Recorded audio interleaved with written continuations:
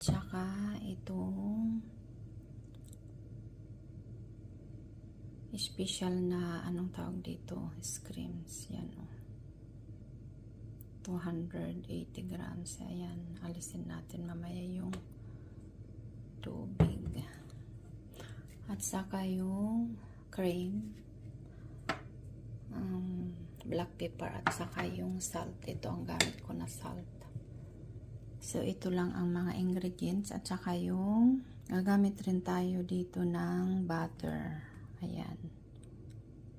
Ito lang ang ingredients. Fish gratin. Ayan, first layer ng potato. Ayan, nailagay na natin yung salmon. Ayan, nailagay na natin yung hipon o yung screams. Ayan, nilagyan na natin ng salt at saka. Ayan, tapos na yung ating